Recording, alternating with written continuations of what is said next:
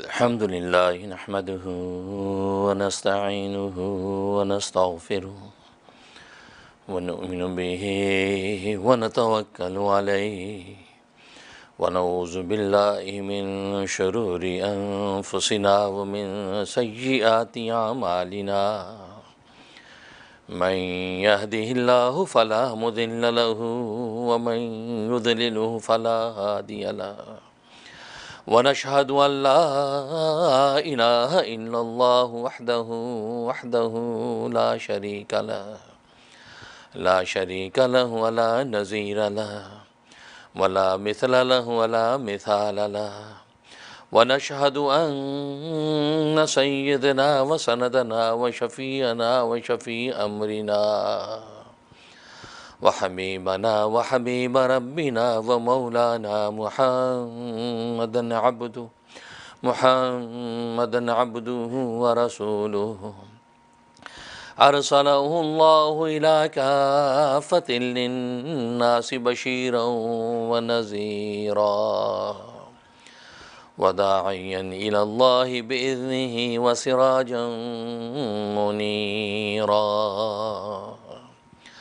أما بعد فأعوذ بالله من الشيطان الرجيم بسم الله الرحمن الرحيم فمن يعمل مثقال ذرة خيرا يره ومن يعمل مثقال ذرة شرا يره صدق. بزرگان محترم، برادران عزیز اور میری اسلامی بہنیں، اللہ تبارک و تعالیٰ نے انسان کی جبلت اور طبیعت ایسی بنائی ہے کہ وہ دنیا میں ہر چیز میں اپنے لیے بہتر سے بہتر کو تلاش کرتا ہے۔ ایسا نہیں ہے کہ باہوش انسان اپنے لیے کمتر کو تلاش کرے، بلکہ زندگی کے ہر شعبے میں وہ اپنے لیے بہتر سے بہتر چیز چاہتا ہے، بھلے وہ معقولات ہوں یعنی کھانے پینے کی چیزیں ہوں تو اس میں وہ بہتر سے بہتر کھانے کی کوشش کرتا ہے، مشروبات ہوں، پینے کی چیزیں ہوں تو وہ بہتر سے بہتر پینے کی کوشش کرتا ہے، ملبوسات ہوں، پہننے کے لباس ہوں تو اس میں بہتر سے بہتر پہننے کی کوشش کرتا ہے، مسکونات ہوں، رہنے کے مکان ہوں تو بہتر سے بہتر مکان حاصل کر کے اس میں رہنے کی کوشش کرتا ہے، منکوحات ہوں یعنی نکاح شادی کے لیے بیوی کا انتخاب ہو تو بہتر سے بہتر عورت کا انتخاب کر کے اس سے شادی اور بیاہ کرتا ہے۔ یہاں تک کہ عام زندگی کے حواس خمسہ ظاہرہ کے جو تقاضے ہیں ان تقاضوں میں بھی وہ بہتر سے بہتر کو تلاش کرتا ہے۔ حواس خمسہ ظاہرہ اس کے اندر قوت باصرہ ہے، یعنی دیکھنے کی طاقت اللہ تبارک و تعالی نے رکھی ہے، تو دیکھی جانے والی جو چیزیں ہیں ان مبصرات میں بھی وہ بہتر سے بہتر کو دیکھنے کی کوشش کرتا ہے۔ مسموعات یعنی سنی جانے والی چیزیں ہیں، اس میں سے بہتر آوازوں اور نغموں کو سننے کی کوشش کرتا ہے۔ مذوقات ہوں یعنی چکھی جانے والی چیزیں ہوں تو اس میں بھی وہ بہتر سے بہتر چیز کو چکھنے کی کوشش کرتا ہے۔ اسی طریقے سے مشومات ہوں یعنی سونگھی جانے والی چیزیں ہوں تو بہتر سے بہتر خوشبو کو سونگھنے کی کوشش کرتا ہے۔ اسی طریقے سے ملموسات ہوں، لمس یعنی چھوئی جانے والی چیزیں ہوں، اس میں سے بہتر چیز کو چھونے کی کوشش کرتا ہے۔ گویا کہ انسان کی جبلت اور نیچر اللہ تبارک و تعالی نے ایسی رکھی ہے کہ اپنی زندگی کے ہر شعبے میں بہتر سے بہتر کو چاہتا ہے۔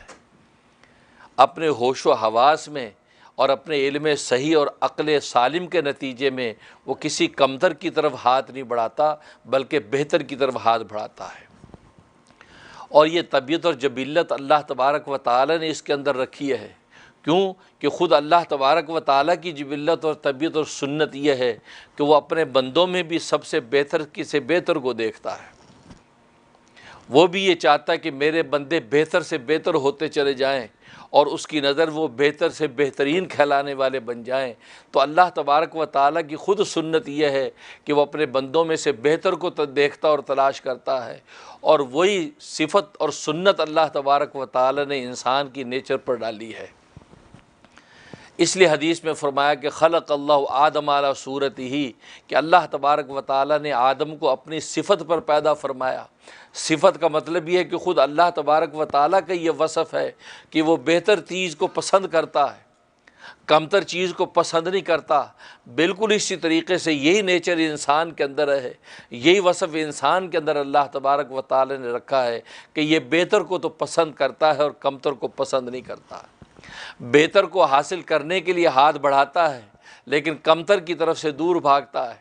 تو زندگی کے ہر شعبے میں انسان بہتر کو ڈھونڈتا ہے، اور جب انسان ہر چیز میں بہتر کو ڈھونڈتا ہے تو اللہ تبارک و تعالیٰ بھی ان بندوں کے اندر اپنے بہتر بندوں کو ڈھونڈتا ہے۔ بس بہتر کو ڈھونڈنے کے معیار مختلف ہیں۔ ہم بہتر کی تلاش کے لیے اوپر کی طرف دیکھتے ہیں اور اللہ تبارک و تعالیٰ بہتر کو نیچے کی طرف ڈھونڈتا ہے۔ ہم بہتر کو آسمان کی بلندیوں میں تلاش کرتے ہیں، ہم آسمان کی بلندیوں کے اندر اس بہتر کو ڈھونڈتے ہیں، لیکن اللہ تبارک و تعالیٰ زمین کی پستیوں میں اس بہتر کو ڈھونڈتا ہے۔ اس لیے کہ ہم تو یہ دیکھتے ہیں کہ جو اپنے آپ کو بڑھاتا چلا جاتا ہے ہم سمجھتے ہیں یہ بہتر ہے، لیکن اللہ تبارک و تعالیٰ کے ہاں وہ بہتر جو اپنے آپ کو گھٹاتا اور مٹاتا چلا جاتا ہے۔ جو بندہ اپنے آپ کو مٹاتا چلا جاتا ہے اللہ تبارک و تعالیٰ کے نزدیک وہ بہتر سے بہتر ہوتا چلا جاتا ہے۔ اس لیے حدیث میں فرمایا کہ من تواضع للہ رفعہ اللہ، جو اللہ تبارک و تعالیٰ کے لیے اپنے آپ کو جھکاتا چلا جاتا ہے اللہ تبارک و تعالیٰ اس کو اٹھاتا چلا جاتا ہے، اس کو بلند کر دیتا ہے۔ تو انسان اور خدا کے درمیان بہتر کا معیار بس یہ ہے کہ انسان بلندیوں کے اندر بہتر کو تلاش کرتا ہے اور اللہ تبارک و تعالیٰ زمین کی پستیوں میں بہتر کو تلاش کرتا ہے۔ یہی وجہ ہے کہ اللہ تبارک و تعالیٰ نے زمین کو جو مرتبہ اور مقام عطا کر رکھا ہے وہ مرتبہ مقام لازوال اور بے نظیر ہے۔ اس لیے کہ انسان اگر غور کرے تو اس کی زندگی کی جتنی بھی صلاحیتیں ہیں، زندگی کی جتنی بھی نعمتیں ہیں، زندگی کی جتنی بھی اسباب ہیں وہ اللہ تبارک و تعالیٰ نے اسی زمین کے اندر پیدا کی ہے۔ انسان زندگی کا جس کو مایہ اور خلاصہ سمجھتا ہے وہ سب کا سب اللہ تبارک و تعالیٰ نے زمین کے اندر رکھا ہے۔ اس لیے کہ زمین کے اندر جو پستی ہے، زمین کے اندر جو فنائیت ہے، زمین کے اندر جو مٹنا ہے، یہ اللہ تبارک و تعالیٰ کو اتنا پسند آیا کہ اللہ تبارک و تعالیٰ نے انسانیت کے سارے خزانے زمین کے اندر رکھ دیے۔ اللہ اکبر۔ آسمان تو بارش برساتا ہے، روشنی پھینکتا ہے، بس اس سے زیادہ اس کو کوئی کام بظاہر نظر نہیں آتا، لیکن زمین کے اندر انسان کی زندگی کے سارے خزانے ہیں۔ جن معقولات کا میں نے ذکر کیا وہ معقولات زمین سے نکلتے ہیں، جن مشروبات کا ذکر کیا وہ زمین ہی ان کو محفوظ کر کے تمہیں دیتی ہے، جن ملبوسات کا ذکر کیا وہ زمین ہی میں سے پیدا ہوتے ہیں، جن منقوحات کا ذکر کیا وہ زمین کی مٹی کے بنے ہوئے ہیں، جن مشمومات کا، مذوقات کا، ملموسات کا ذکر کیا ہے وہ تمام کی تمام چیزیں اللہ تبارک و تعالیٰ نے اس کی اصل ایک ہی رکھی ہے، وہ اللہ تبارک و تعالیٰ کی یہ زمین ہے۔ اس زمین میں سے سب کچھ پیدا ہوتا ہے۔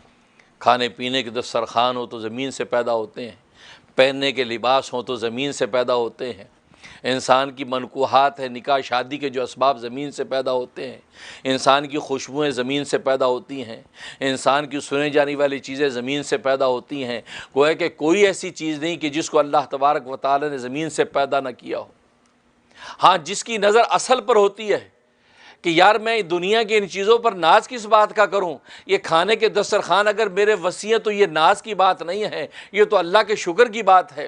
یہ مشروبات سے اگر میرے دسترخوان سجے ہوئے ہیں تو یہ ناز کی بات نہیں ہے، یہ تو خدا کے شکر کی بات ہے۔ میرے اگر تن کے اوپر پوشاکیں شاہی پہنی ہوئی ہیں تو یہ ناز کی بات نہیں ہے، یہ تو اللہ کے شکر کی بات ہے۔ اس لیے کہ میں نے حقیقت میں کھایا کیا ہے، مٹی تو کھائی ہے، میں نے پیا کیا، مٹی تو پی ہے، میں نے پہنا کیا، مٹی تو پہنی ہے۔ گویا کہ زندگی کے جتنے سامان تفاخر جس میں انسان بظاہر فخر کرتا نظر آتا ہے وہ تمام کی تمام چیزیں حقیقت میں مٹی ہیں۔ ہم بظاہر سمجھتے سیب کھایا ہے، ہم نے سیب نہیں کھایا، ہم نے مٹی کھائی ہے۔ ہم نے انار کا جوس پیا ہے بظاہر، لیکن انار کا جوس نہیں پیا، مٹی پی ہے۔ ہم نے سبزیاں کھائی ہیں، سبزیاں نہیں، ہم نے مٹی کھائی ہے، سب کا سب اس مٹی میں سے، اس مٹی کی کائنڈ کو اللہ تبارک و تعالی نے ایسا مزین اور ایسا اس کے اندر تصنع پیدا کر دیا ہے، ایسی تخلیق کی صنائی اس کے اندر پیدا کر دی ہے کہ وہ مٹی ہے، اس کو ہم کبھی گاجر سمجھ کے کھاتے ہیں، کبھی مولی سمجھ کے کھاتے ہیں، کبھی سیب سمجھ کے کھاتے ہیں، کبھی انار سمجھ کے کھاتے ہیں، کبھی امرود سمجھ کے کھاتے ہیں۔ گویا کہ زندگی کے جتنے بھی خزانے ہیں ان تمام کی اصل یہ مٹی نکلتی ہے۔ تو مٹی کھانے والے کو ناز نہیں زیب دیتا بلکہ اس کو نیاز زیب دیتا ہے، وہ نیاز مندی کے ساتھ اللہ کے سامنے سر جھکا دے، اے اللہ تیرا شکر ہے تو نے اس مٹی کو اس قابل کر دیا کہ ہم کھا سکیں، تو نے مٹی کو اس قابل کر دیا کہ ہم اس کو پی سکیں، تو نے مٹی کو ایسا بنا دیا کہ ہم اس کو پہن سکیں، تو نے مٹی کو ایسا بنا دیا کہ اس کے اندر مکان بنا کے ہم رہ سکیں۔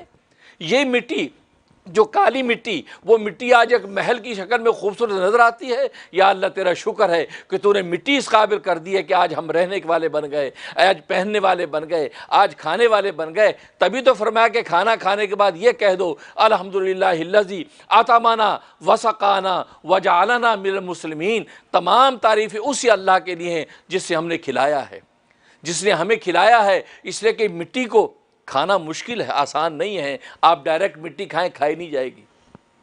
ایون ہے کہ آپ کی روٹی کے آٹے میں تھوڑی سی مٹی مکس کر دیں، آپ سے وہ روٹی چبائی نہیں جائے گی۔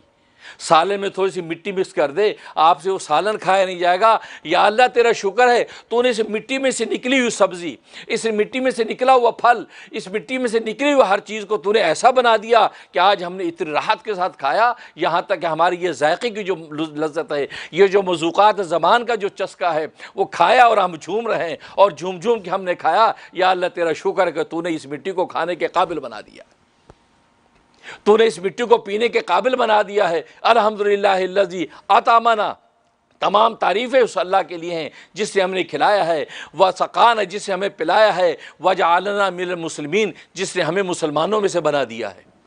مطلب کیا ہے؟ مسلمانوں میں سے بنانے کا مطلب ہے کہ انہوں نے یہ تسلیم کر لیا ہے، مان لیا کہ یا اللہ یہ مٹی تھی جو تو نے مٹی کھانے کے قابل کر دی، یا اللہ یہ مٹی تھی جو تو نے اس کے ہمیں پینے کے قابل کر دی۔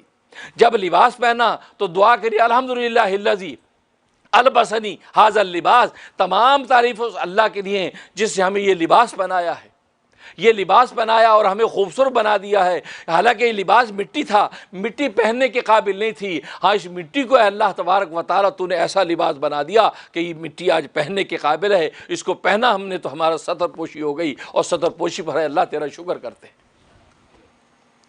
تو دیکھو اللہ تبارک و تعالیٰ کا یہ بندہ پہ شکر کرتا ہے کیونکہ پہچان گیا کہ مٹی کے اندر سارے خزانے ہیں۔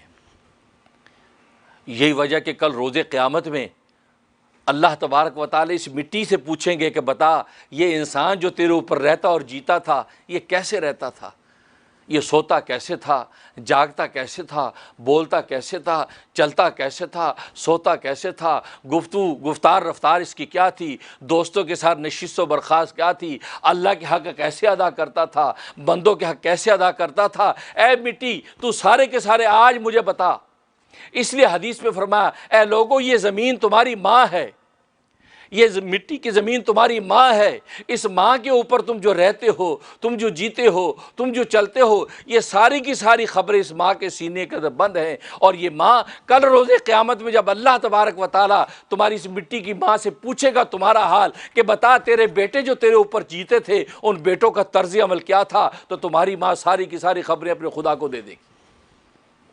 اس لیے اس ماں کی اس چھاتی کے اوپر سوچ سمجھ کے جیا کرو، اس لیے کہ یہ ماں ساری خبریں لے رہی، جیسے گھر کی ماں اپنی اولاد کی ایک ایک چیز کو جانتی ہے، اتنا باپ بھی واقف نہیں ہوتا جتنا ماں واقف ہوتی۔ ایسے فرمایا کہ یہ زمین ہے لوگوں تمہاری ماں ہے، یہ ایک ایک خبر تمہاری لے رہی ہے، اب بول کچھ ہی نہیں رہی۔ جیسے دنیا میں ماں اپنے بچوں کی عیبوں پہ پردے ڈالتی ہے، یہ بھی دنیا میں پردے ڈال کے بیٹھی ہے۔ جس زمین پہ تم سجدے کرتے ہو تو تمہارے سجدے چھپا کے خدا کی تک پہنچاتی ہے، جس زمین کی خلوت میں بیٹھ کے گناہ کرتے ہو، اس زمین کا کس پر کے سامنے تم اللہ کی معصیت کرتے ہو، یہ زمین کسی کو بتاتی نہیں، اپنے اندر سینے میں یہ راز بند رکھتی ہے۔ لیکن اس زمین کا خالق جب کل روز قیامت میں اس سے پوچھے گا تو پھر اس کے پاس انکار کی کوئی گنجائش نہیں ہوگی، یہ زمین سچ سچ سارا کچھ بتا دے گی۔ اس لیے فرمایا کہ یومئذ تحدث اخبارہا، کہ وہ وقت ہوگا قیامت کا کہ جب یہ زمین ساری کی ساری خبریں دے دے گی اللہ کو۔ کیوں؟ بِأَنَّ رَبَّكَ أَوْحَىٰ لَهَا، اس لیے کہ اللہ تبارک و تعالیٰ اس کو حکم دیا کہ مجھے بتا۔ اللہ نے اس کو یہ وحی کی، حکم دیا زمین کو مجھے بتا، تیرے بیٹے تیری چھاتی کے اوپر جیتے تھے، تیری چھاتی اوپر جو رہتے تھے ان کے زندگی کا طرز عمل کیا تھا؟ کیا خلوت میں بیٹھ کے وہ یہ سمجھتے تھے کہ ہمیں کوئی دیکھنے والا نہیں، لہذا اپنے رب کی نافرمانی جیسے چاہے کریں، مخلوق کے جیسے چاہے سینے چیریں، جیسے کہ چاہے کسی کا جیسے چاہے ظلم و ستم کریں؟ کیا یہ کرتے تھے؟ تو یہ زمین ساری کی ساری خبریں دے دے گی۔ یومئذ تحدث اخبارہا، کہ وہ قیامت کا دن ہوگا کہ یہ زمین ساری خبریں سنا دے گی۔ بِأَنَّ رَبَّكَ أَوْحَىٰ لَهَا، کیوں کہ اللہ تبارک و تعالی اس کو وحی کی کہ بتاؤ مجھے یہ کیا کرتے تھے۔ اس لیے تو حدیث میں آتا ہے کہ جب انسان گناہ کرتا ہے تو اپنے گناہ پر ایک تو زمین کو گواہ بناتا ہے، جس زمین کے اوپر گناہ کیا وہ اس کی گواہ بن جاتی کہ اس نے گناہ کیا۔ دوسرے یہ کرامن کاتبین، ان کو گواہ بناتا ہے، یہ گواہ بن جاتے ہیں کہ دیکھو یہ گناہ کر رہا ہے، کیونکہ کرامن کاتبین آپ کو کرتے دیکھ رہے ہیں۔ تیسرا فرمایا وہ اعمال نامہ، کہ جس کے اوپر یہ سارے کے سارے گناہ لکھے جاتے ہیں، یہ اعمال نامہ جو گواہ بنتا ہے کل روز قیامت میں آپ کے خلاف یہ گواہی دے گا۔ تو گویا کہ دیکھو یہ سارے کے سارے گواہ، اور یہ جو اعضاء، یہ ہاتھ ہیں، یہ پیر ہیں، یہ زبان ہے، یہ دل دماغ ہے، یہ تمام کے تمام حواس خمسہ ظاہرہ ہیں، یہ سارے کے سارے گواہ بنتے ہیں۔ جس ہاتھ سے گناہ کیا یہ ہاتھ گواہ بن گیا، جس زبان سے گناہ کیا یہ زبان گواہ بن گئی، جس آنکھ سے گناہ کیا یہ آنکھ گواہ بن گئی، جس کان سے گناہ کیا یہ کان گناہ بن گیا، جس گواہ بن گیا، جس ناک سے گناہ کیا یہ ناک گواہ بن گیا، جس ہاتھ کے لمس سے گناہ کیا، یہ تمام کے تمام اعضاء جو یہ خود گواہ بن جاتے ہیں۔ گویا کہ چار گواہ انسان اپنے گناہ پر قائم کرتا ہے، اور آپ کو پتہ ہے کہ چار سے زیادہ گواہ کا کوئی نصاب نہیں ہے۔ یا تو مالی معاملات ہوں تو دو آدمیوں کی گواہی پر مقدمہ ہو جاتا ہے، لیکن زنا کا معاملہ ہو تو چار گواہ ضروری ہیں، چار کے بعد 6 اور 8 گواہ کا کوئی تصور نہیں ہے۔ تو میکسیمم جتنے گواہ شریعت کے اندر مطلوب ہوتے ہیں اتنے گواہ انسان دنیا کے اندر گناہ کر کے اپنے اوپر قائم کر لیتا ہے، اور یہ چاروں کے چاروں گواہ کل روز قیامت میں اللہ کے دربار میں گواہی دے دیں گے۔ ہاتھ خود بولیں گے اللہ میرے ہاتھ سے اس نے یہ چوری کی تھی، زبان خود بولے گی اللہ میری زبان سے اس نے غیبتیں اور چغلیاں کی تھیں، آنکھ خود بولے گی اللہ میری آنکھ سے اس نے گناہ اور معصیت کو دیکھا تھا، کان خود گواہی دیں گے کہ اللہ میرے ذریعے سے اس نے فلاں فلاں گناہوں کو سنا تھا، زبان خود گواہی دے گی کہ فلاں فلاں حرام اس نے چکھا اور کھایا تھا، ہاتھ پیر کا لمس گواہی دیں گے کہ اللہ اس نے فلاں فلاں گناہ کیے۔ گویا کہ اعضاء خود اللہ تبارک و تعالیٰ کے دربار میں بندے کے خلاف گواہ بن جائیں گے، اور یہ کرامن کاتبین یہ خود پیش ہوں گے، اللہ ہم نے خود دیکھا، ہم چشمدید گواہ ہیں کہ اس نے یہ گناہ کیے، اور اعمال نامہ خود بولے گا کہ اس اعمال نامے کے اندر سارے کے سارے گناہ جو درج ہوں گے۔ اور وہ زمین کا ٹکڑا، جس زمین کے ٹکڑے پر انسان نے گناہ کیا تھا، جس زمین کو یہ بے جان سمجھتا، جن دیواروں کو بے جان سمجھتا ہے، اس چار دیواری کے اندر کوئی دیکھنے والا نہیں، میں اکیلا ہوں اور گناہ ہے اور کوئی بھی نہیں، یہی جو زمین ہے یہ تیرے خلاف گواہ بن رہی ہے، یہ ساری کی ساری چیزیں ریکارڈ کر رہی ہے۔ آج ٹیپ ریکارڈر میں چیزیں ریکارڈ ہو جاتی ہیں۔ یہ ٹیپ ریکارڈر کی اصل کیا ہے؟ یہ مٹی سے بنا ہے، اس کی آپ اصل کو دیکھتے چلے جائیں، یہاں تک اس کا را میٹیریل آپ کو اسی مٹی سے بنا ہوا نظر آتا ہے، کہ مٹی سے بنا ہوا را میٹیریل جس سے آج ٹیپ ریکارڈر بن گیا، جو دنیا کی خبریں ٹیپ کر لیتا ہے، تو جس زمین سے یہ بنا تھا وہ زمین کیسے ٹیپ نہیں کرے گی؟ وہ تمہاری ایک ایک قول، حرکت و سکون کو ٹیپ کر لیتی ہے، اور یہ پوری زندگی کی فلم کل اللہ تبارک و تعالیٰ کے سامنے چلا دی جاتی ہے۔ اس لیے فرمایا کہ یومئذ تحدث اخبارہا، زمین گواہی دے گی۔ لیکن جن کی نظر اس بات پر ہوتی ہے اور وہ یہ سمجھ لیتے ہیں کہ جو کچھ میرے ارد گرد نظر آتا ہے یہ سب جاندار ہے، اور اولیاء کاملین کا یہ ایک وصف یہ بھی ہے کہ وہ ان بے جان چیزوں کو تنہائی میں اپنے لیے جاندار سمجھتے ہیں۔ تنہائی میں اگر بیٹھے ہیں وہ سمجھتے ہیں یہ کپ بھی جاندار ہے، یہ کتاب بھی جاندار ہے، یہ ٹیبل بھی جاندار ہے، یہ دروازہ بھی جاندار ہے، یہ لائٹ بھی جاندار ہے، یہ ساری جاندار چیزیں ہیں اور یہ مجھے دیکھ رہی ہیں۔ اگر میں نے اس تنہائی میں اللہ کی نافرمانی کی، یہ سب کے سب جاندار ہیں، یہ سب میرے گناہ کی فلم بنا کر کل روز قیامت میں اللہ تبارک و تعالیٰ کے سامنے پیش کر دیں گی۔ تو اولیاء کاملین ایسے اولیاء کاملین نہیں بن جاتے، وہ ان بے جان چیزوں کو بھی جاندار تصور کرتے ہیں، کیونکہ یہ بے جان میرے لیے ہے، جس اللہ کے سامنے انہوں نے گواہی دی ان کے لیے بے جان نہیں ہے۔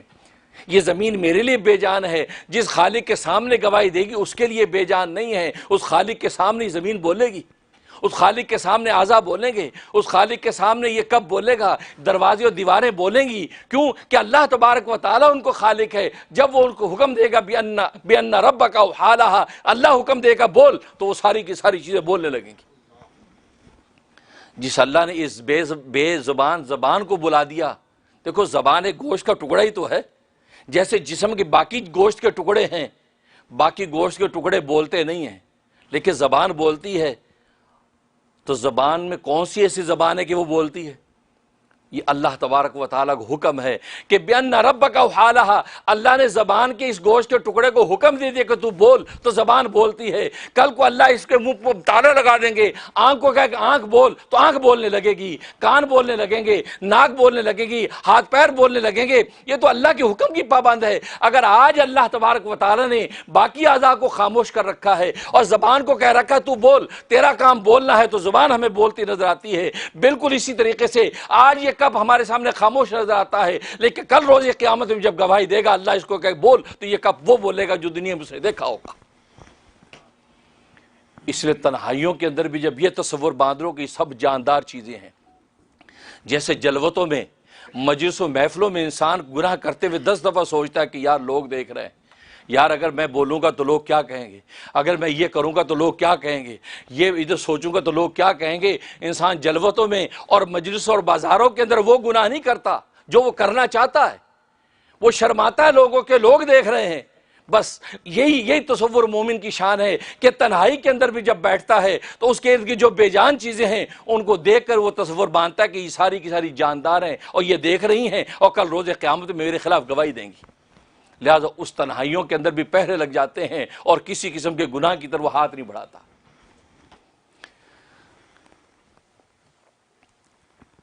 آپ جانتے ہیں کہ حضرت یوسف علیہ السلام کو جب زلیخا نے 7 دروازے پار کرنے کے بعد اپنے اس حسین کمرے کے اندر لے گئی اور برائی کا ارادہ کیا، حضرت یوسف علیہ السلام کی طرف ہاتھ بڑھانے سے پہلے اس نے اپنے ٹیبل کی طرف دیکھا تو ٹیبل کے اوپر ایک بت تھا، بے جان بت پڑا تھا۔ اسے جلدی سے ایک کپڑا اٹھا کر اس بت کے اوپر ڈھانک دیا، اس کو ڈھانپ دیا۔ حضرت یوسف علیہ السلام نے فرمایا کہ تو نے اس کو کیوں ڈھانپا ہے؟ کہا کہ میں نے اس لیے ڈھانپا، یہ میرا بت ہے، میں اس کی پوجا پاٹ کیا کرتی ہوں، گویا یہ میرا معبود ہے، میں نے اس لیے ڈھانپ دیا ہے تاکہ مجھے اس برائی کرتے ہوئے دیکھے نہ، مجھے برائی کرتے دیکھے نہ۔ یوسف علیہ السلام نے فرمایا یہ تو بے جان ہے، یہ تو دیکھ نہیں سکتا، یہ اس کو ڈھانپنے کا فائدہ کیا ہے؟ اگر نہیں ڈھانپو گے تو بھی اور ڈھانپ دو گے تو بھی نتیجہ تو ایک ہی ہے، ڈھانپنے کا فائدہ کیا؟ کہا کہ نہیں میں اس کی عبادت کرتی ہوں، بس جب عبادت اس کی جب میں کرتی ہوں میں یہ تصور باندھتی ہوں کہ یہ زندہ ہے، یہ مجھے دیکھتا ہے، میں اس کو دیکھ رہی ہوں، لہذا چونکہ اس کی زندگی کا تصور ہے، چونکہ میرا معبود ہے، اس لیے مجھے حیا اور شرم اس سے آتی ہے، میں نے اس لیے اس کو ڈھانپ دیا ہے تاکہ بے حیا ہو کر اپنے معبود کے سامنے گناہ نہ کروں۔ یہ بات کہی۔ حضرت یوسف علیہ السلام نے فرمایا زلیخا یہ بے جان تیرا معبود، اس سے تجھے حیا اور شرم آتی ہے، حالانکہ یہ دیکھنے کے قابل نہیں، میرا خدا تو حی قیوم ہے، وہ تو زندہ ہے، وہ ہر لمحہ دیکھتا ہے، انسانی سوتی ہے وہ جاگتا ہے، انسانی اونگ لیتی ہے وہ پھر بھی جاگتا ہے، وہ ہر حال میں جاگتا ہے، لوگ مرتے ہیں وہ زندہ رہتا ہے، وہ مرتا نہیں مروں کو زندہ کرتا ہے، وہ تو ہر وقت جانا اور بینا ہے، ہر وقت مجھے دیکھتا ہے۔ تجھے اس بے جان بت سے حیا آتی ہے، کیا یوسف کو اپنے زندہ خدا سے حیا نہیں آئے گی؟ بس یہ کہنا تھا معاذ اللہ، اے اللہ میں تیری پناہ میں آتا ہوں، یہ کہتے ہوئے دروازے کی طرف دوڑے اپنے آپ کو بچانے کے لیے۔ بس یہ ہے، وہ تنہائیوں کے اندر یہ تصور باندھ دیا کہ خدا مجھے دیکھ رہا ہے، میرا رب تو حی القیوم ہے، وہ ہر لمحہ دیکھ رہا ہے، یہ اس بے جان بت سے حیا کر رہی ہے اور مجھے اپنے خدا سے حیا نہ ہے۔ یہ کہہ کے دروازے کی طرف دوڑے ہیں، حالانکہ دروازے بھی بند ہیں، تالے لگے ہوئے ہیں، لیکن چونکہ سبب نکلنے کا دروازہ ہے، خدا پہ یقین رکھے معاذ اللہ کہہ کے جب دوڑے ہیں، خدا کی پناہ میں جب آئے ہیں، بس قدم بڑھاتے چلے گئے ہیں، اللہ تبارک و تعالی دروازے کھولتے چلے گئے۔ اللہ اکبر۔ اس لیے معصیت سے، گناہ سے بھاگنے کا ارادہ بندے کا کام ہے، بھاگنے کا ارادہ تو کرے، اور کھولنے کے دروازے کھولنا اس کا کام ہے، بھاگو تو صحیح۔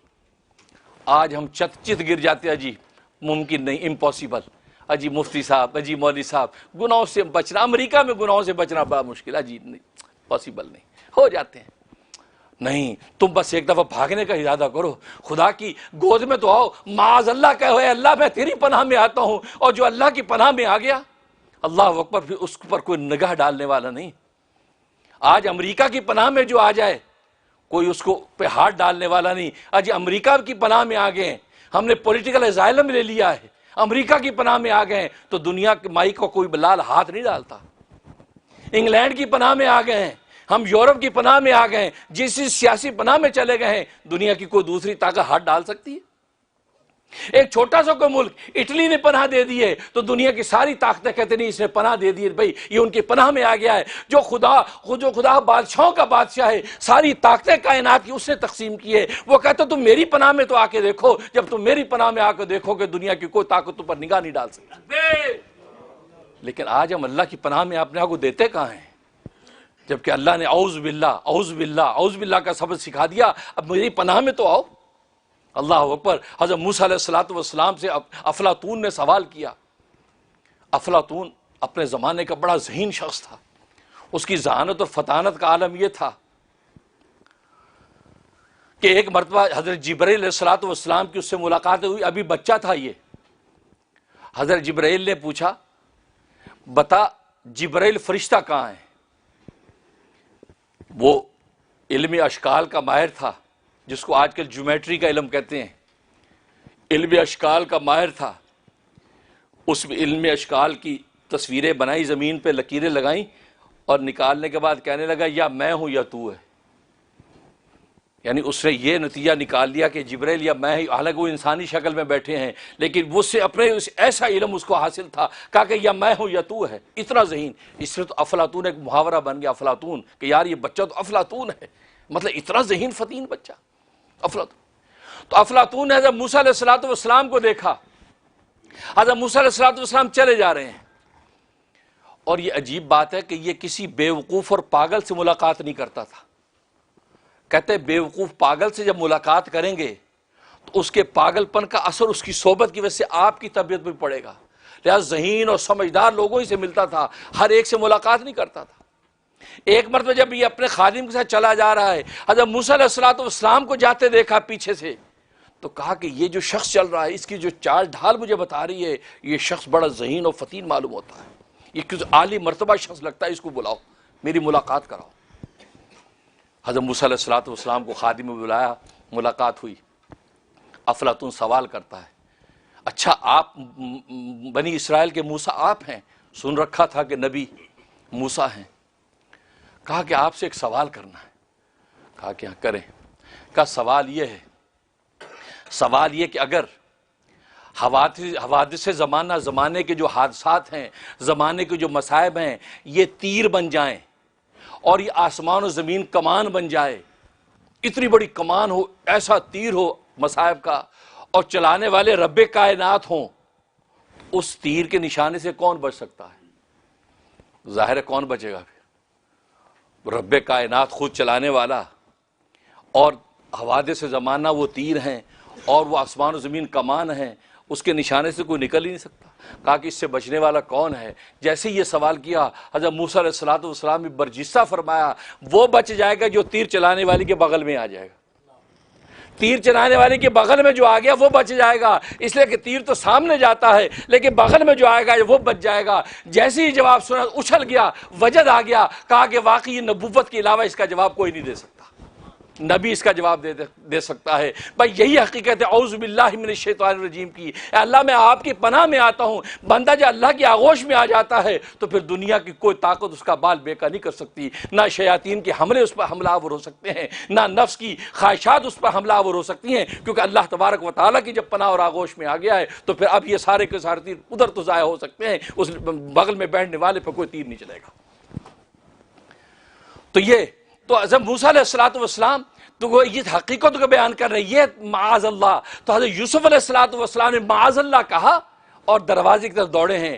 تو کہنے کا مقصد یہ کہ ایک زلیخا وہ اپنے جو مردہ جو بت ہے اس بت کو اپنے لیے زندہ سمجھ کے اپنے آپ کو معصیت کو چھپانے کی کوشش کرتی ہے۔ تو آج ہمارا رب تو زندہ ہے، حی قیوم ہے، اور آج ہماری حالت یہ ہے ہم خلوتوں میں سمجھتے ہیں کوئی دیکھنے والا نہیں، ہم جلوتوں میں سمجھتے شاید لوگ دیکھنے والے ہیں، حالانکہ وہ رب ایسا ہے جو خلوتوں میں بھی ہمیں دیکھتا ہے، جلوتوں میں بھی دیکھتا ہے، یہاں تک کہ یہ زمین اور یہ مکان اور فضائیں یہ بھی ایک ایک چیز کل کو گواہی بنتی ہیں، اور کل روز قیامت میں اللہ تبارک و تعالیٰ کے سامنے ہمارے حق میں گواہی دے گی یا ہمارے خلاف گواہی دے گی۔ اس سے ایک حدیث میں فرمایا کہ لوگوں جب کسی جگہ پر تم سے گناہ ہو جائے کرے اسی جگہ کھڑے کھڑے نیکی بھی کر لیا کرو، اس ٹکڑے پر اگر گناہ ہو گیا تو ساتھ نیکی بھی کر لیا کرو، کیونکہ کل روز قیامت میں زمین کا یہ ٹکڑا تمہارے خلاف گواہی جب دے گا کہ اللہ اس نے مجھ پر کھڑے ہو کے غیبت کی تھی، اور ساتھ ہی آپ 10 دفعہ کلمہ شہادت پڑھ کے وہاں سے اٹھے ہیں، تو وہی ٹکڑا گواہی دے کہ اللہ اس نے کلمہ شہادت بھی پڑھا تھا، اللہ تبارک و تعالیٰ اس نیکی اور گناہوں کو آپس میں مٹا دیں گے۔ اس لیے فرمایا ان الحسنات یذھبن السیئات کہ جو نیکیاں گناہوں کو مٹا دیتی ہیں، اس سے گناہ ہو جائے جس جگہ وہاں فوراً نیکی کر کے اٹھو۔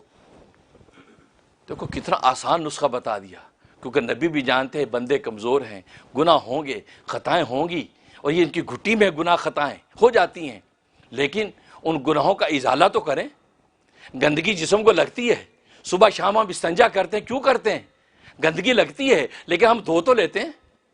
جب گندگی لگی دھو لیں، بھوک لگی کھانا کھا لیں، پیاس لگی پانی پی لیں، اس کا آلٹرنیٹو اس کا حل تو کریں، لیکن گناہ ہو جائے اور توبہ نہ کریں، گناہ ہو جائے استغفار نہ کریں، اس کا مطلب یہ شخص واقعی قابل سزا ہے۔ دنیا کی ظاہری گندگی اس کو لگتی ہے، فوراً اس کو دھو لیتا ہے، صاف کر لیتا ہے، یہ نہیں سوچتا چھوڑو یار گندگی پھر لگ جائے گی، پھر لگ جائے گی، اگر صبح استنجا کیا یار چھوڑو یار کیا ضرورت ہے، پھر استنجا کرنا پڑے گا، پھر کیا ضرورت، نتیجہ یہ ہے کہ وہ لت پت ہوتا چلا جائے گا۔ لیکن گناہوں کی جب گندگی لگتی ہے اس وقت کیوں نہیں سوچتا کہ گناہوں کی گندگی لگ گئی یار اس کو توبہ کر لو، پھر ہو جائے گا، پھر دھو لیں گے۔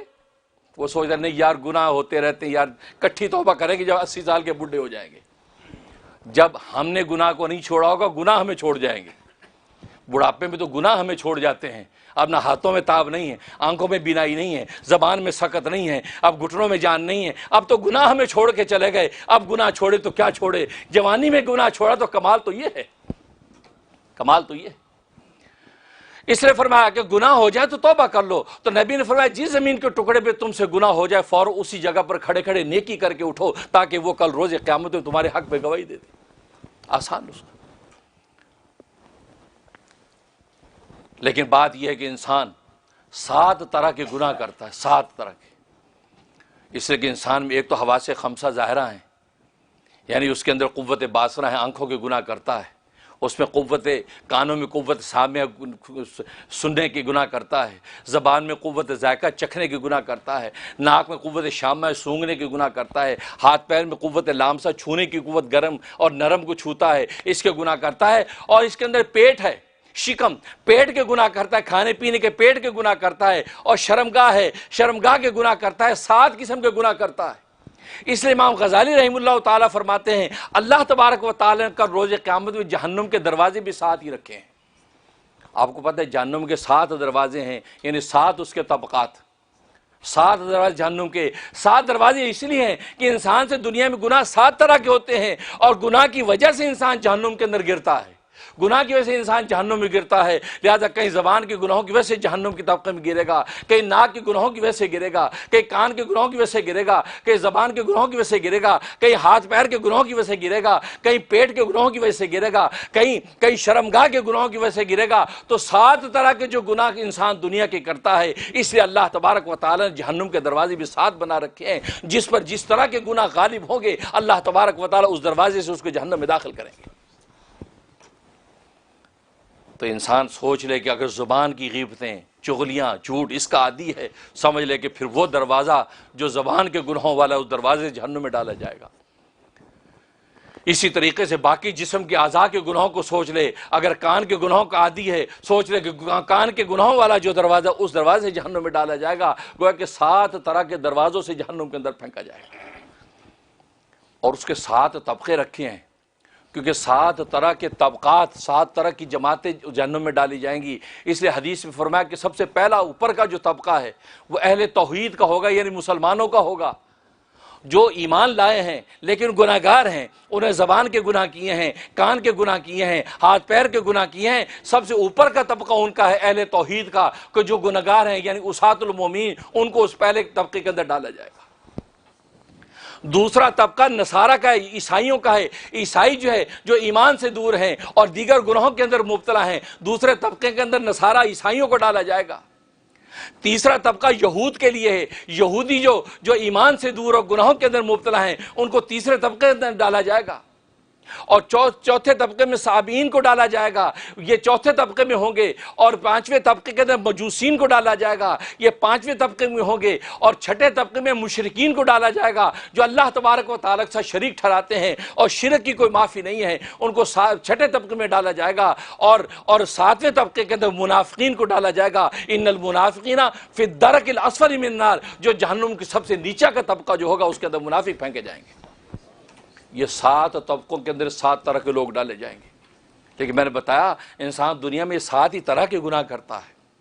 اس لیے جب انسان خلوت اور جلوت میں سوچ کر زبان استعمال کرتا ہے، سوچ کر انسان دیکھتا ہے، سوچ کر سنتا ہے کہ یہ گناہ تو نہیں، میرے اللہ کے منشا کے خلاف تو نہیں، یہ خلق خدا کی دل آزاری کا باعث تو نہیں ہے، وہ اپنی زبان کو روک لیتا ہے، اپنی سوچوں کو روک لیتا ہے اور اللہ تبارک و تعالیٰ کا خوف کرتا ہے۔ اور اللہ کا جیسی خوف کرتا ہے، حدیث میں فرمایا کہ جو شخص اللہ کے خوف سے ایک آنسو جو مکھی کے سر کے برابر ہوگا، اس کی آنکھ سے اگر جاری ہو جائے گا، اللہ تبارک و تعالیٰ اس آنسو کے ذریعے اس کی جہنم کو بجھا دیں گے۔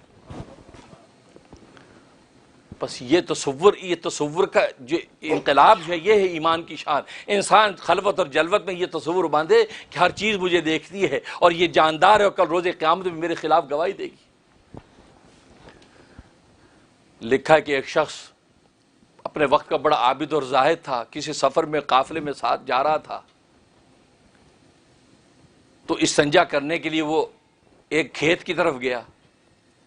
مٹی کا لوٹا، پہلے زمانے میں مٹی کے لوٹوں کا زمانہ تھا، مٹی کا لوٹا اس کے پاس ہے۔ واپس آیا تو لوٹا ٹوٹا ہوا اور رو رہا ہے۔ لوگوں نے خیریت آپ رو رہے ہیں، کیا ہوا؟ کہا لوٹا ٹوٹ گیا۔